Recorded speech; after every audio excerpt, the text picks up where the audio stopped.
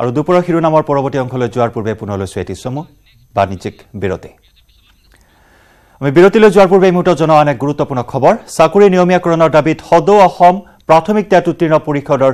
শিক্ষকসকলে সাব্যস্ত কৰিছে উত্তাল প্ৰতিবাদ জিলা উপায়ুক্তৰ সন্মুখত প্ৰতিবাদ শিক্ষক সমাজৰ শীঘ্ৰে চাকৰি নিয়মীয়া কৰাৰ দাবীত আজি টেট শিক্ষকসকলে ৰাজপথলৈ ওলাই আহি সাব্যস্ত কৰিছে প্ৰতিবাদ ইয়াৰ পূৰ্বে বহু প্ৰতিবাদী কাৰ্যসূচী ৰূপায়ণ কৰি আহিছে কিন্তু এই মুহূৰ্তত কোনো ধৰণৰ সদিচ্ছা প্ৰকাশ কৰা নাই দাবীসমূহ পূৰণ কৰাৰ ক্ষেত্ৰত কোনো গুৰুত্ব আৰোপ কৰা নাই ৰাজ্য চৰকাৰে আৰু তাৰ বিৰোধিতাৰে আজি চাকৰি নিয়মীয়াকৰণৰ দাবীত সদৌ অসম প্ৰাথমিক টেট উত্তীৰ্ণ শিক্ষকে ৰাজপথত সাব্যস্ত কৰিছে প্ৰতিবাদ জিলা উপায়ুক্তৰ সন্মুখত প্ৰতিবাদ শিক্ষক সমাজৰ শীঘ্ৰে চাকৰি নিয়মীয়া কৰাৰ দাবীত টেট শিক্ষকে আজি পুনৰ উত্তাল কৰি তোলে মহানগৰীৰ ৰাজপথ প্ৰতিবাদস্থলীত উপস্থিত আছে আমাৰ সাংবাদিক বীৰেঞ্চি কুমাৰ ডেকা বীৰেঞ্চি জনাওক এই প্ৰতিবাদী কাৰ্যসূচীৰ শেহতীয়া খবৰ প্ৰাথমিক টেট শিক্ষকসকলৰ চাকৰি নিয়মীয়াকৰণ কৰাৰ দাবীত আজি সমগ্ৰ ৰাজ্যজুৰি এক প্ৰতিবাদী কাৰ্যসূচী হাতত লৈছে এইসকল অস্থায়ী টেট শিক্ষকে তেখেতসকলৰ মূল দাবী হৈছে যে তেখেতসকলে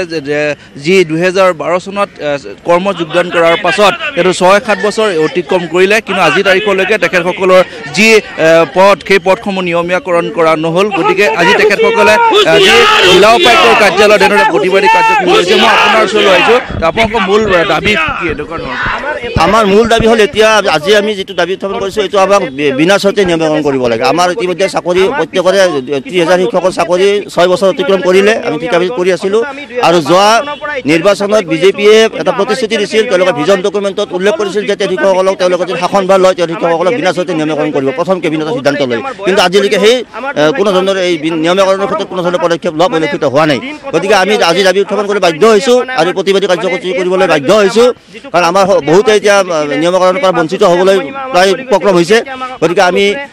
এই প্ৰতিবাদী কাৰ্যসূচী ল'বলৈ বাধ্য হৈছোঁ আমাৰ চৰকাৰৰ লগত আপোনালোকৰ কিবা আলোচনা হৈছিল নেকি এই 6টা বছৰ নাই এনে কেইবাবাৰো হৈছিল কিন্তু চৰকাৰৰ লগত আলোচনা হৈছিল কিন্তু চৰকাৰে কোনো ধৰণৰ পদক্ষেপ লোৱা নাই আৰু যিটো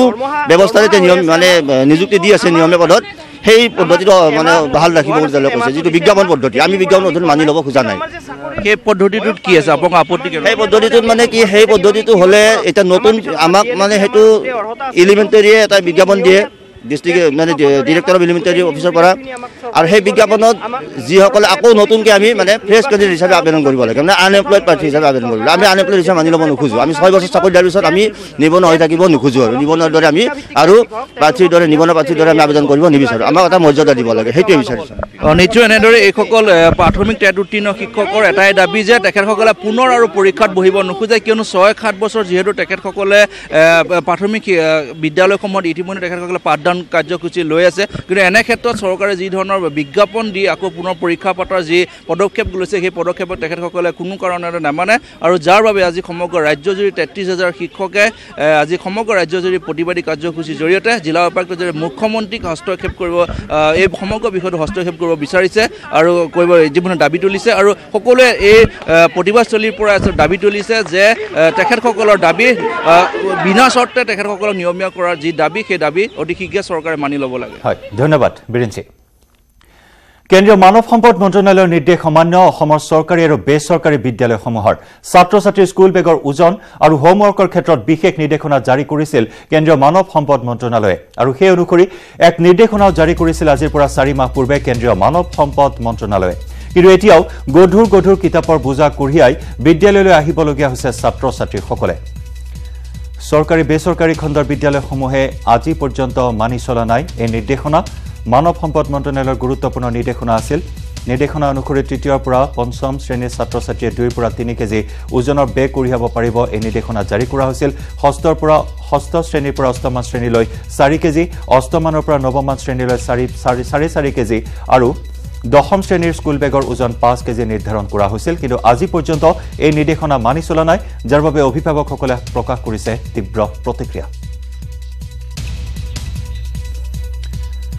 আৰু লখিমপুৰত ছাত্ৰ ছাত্ৰীসকলৰ অভিভাৱকসকলে তীব্ৰ প্ৰতিক্ৰিয়া প্ৰকাশ কৰিছে আৰু অতি শীঘ্ৰে এই নিৰ্দেশনা কাৰ্যকৰী কৰাৰ বাবে দাবী উত্থাপন কৰিছে এই সন্দৰ্ভত আগবঢ়াইছো আমাৰ লখিমপুৰৰ সাংবাদিক সঞ্জীৱ লাহনৰ বিশেষ ৰিপৰ্ট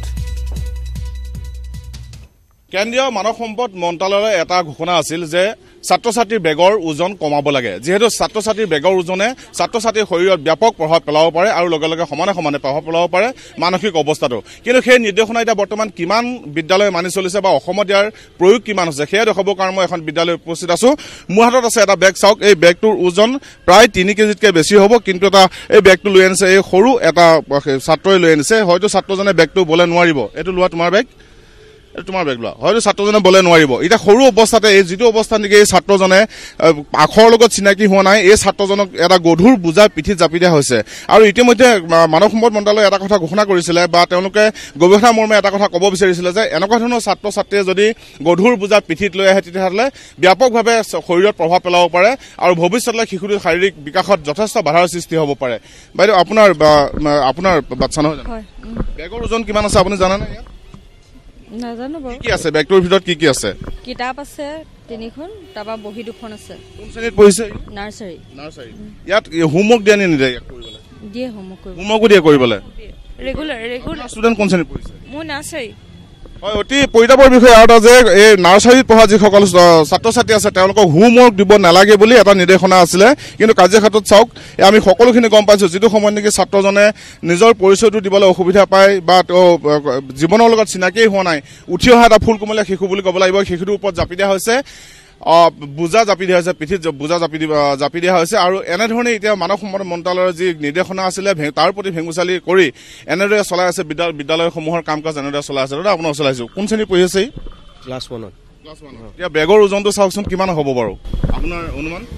উচাউচি 3 কেজি 4 কেজি উচাউচি হ'ব আচ্ছা ইমানখিনি বোজা যে দি পঠিয়াইছে বিদ্যালয়খনে নিৰ্দেশনা দিয়ে নেকি যে ইমান কিতাপ আনিবি বুলি এতিয়া স্কুলৰ নিয়ম আছে যি কিতাপকেইটা লৈ আহিব লাগে বাচ্চাৰ কাৰণে সেইকেইটা লৈ আহিছোঁ কেন্দ্ৰীয় মানৱ সম্পদ মন্ত্ৰালয়ে এটা ঘোষণা দিছিলে যে ছাত্ৰ ছাত্ৰীৰ শৰীৰত ব্যাপক প্ৰভাৱ পেলাব পাৰে বেছি ওজন দিলে কম বয়সত আৰু শাৰীৰিক বা বিকাশত হওক মানসিক বিকাশত হওক বাধাৰ সৃষ্টি হ'ব পাৰে সেই কথাখিনি আপোনালোকে বিদ্যালয়ৰ লগত আলোচনা কৰা নাই নেকি সেইকেইটা কৰা নাই বাধ্য কৰে নেকি ইয়াক হোমৱৰ্ক দিয়ে নে নিদিয়ে হোমৱৰ্কটো স্কুলত থাকেই অলপ চলপ কৰিব লাগে কোন শ্ৰেণীত পঢ়ি আছে বুলি ক'লে ক্লাছ 1 আৰু এটা নিৰ্দেশনা আছে যে ক্লাছ 1ৰ ষ্টুডেণ্টক হোমৱৰ্ক দিব নালাগে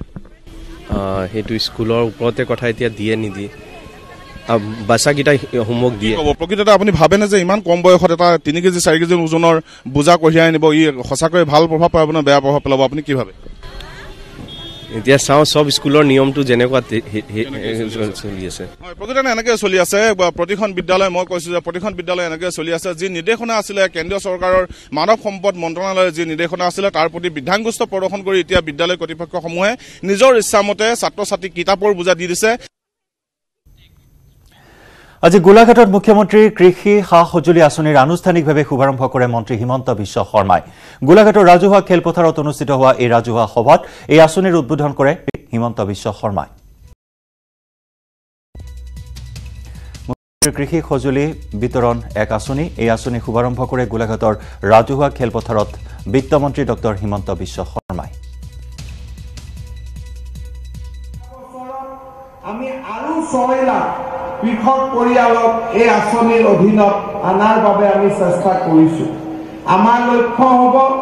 যে অসমৰ সৰ্বমুঠ 26 লাখ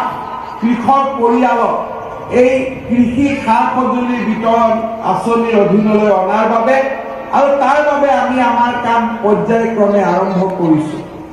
আমি কিষাণ ক্ৰেডিট কাৰ্ড ল'ব লাগিব বেংকত গৈ আমি লোন ল'ব লাগিব কিন্তু যেতিয়া আমি লোন লওঁ 1 লাখ টকাৰ যদি আমি লোন লওঁ আৰু তাৰ লগত যদি আমি সুদ দিব লাগে তেতিয়াহ'লে হয়তো আমি যিমান বজাৰত সামগ্ৰী বিক্ৰী কৰি ইনকাম কৰিম তাৰ তুলনাত হয়তো খৰচটো বেছি হ'ব আয়টো কম হ'ব 5,000 টকা চৰকাৰৰ পৰা পালোঁ দ্বিতীয় পৰ্যায়ত আমি সিদ্ধান্ত ল'লোঁ যে আপোনালোকে বেংকৰ পৰা কেচিচি কাৰ্ডৰ জৰিয়তে লোন লওক কিন্তু সুদটো আপোনালোকে দিব নালাগে সুদৰ দায়িত্বটো ৰাজ্য চৰকাৰে বহন কৰিব তাৰমানে বিনা সুদত আমি লোন ল'ব পাৰিম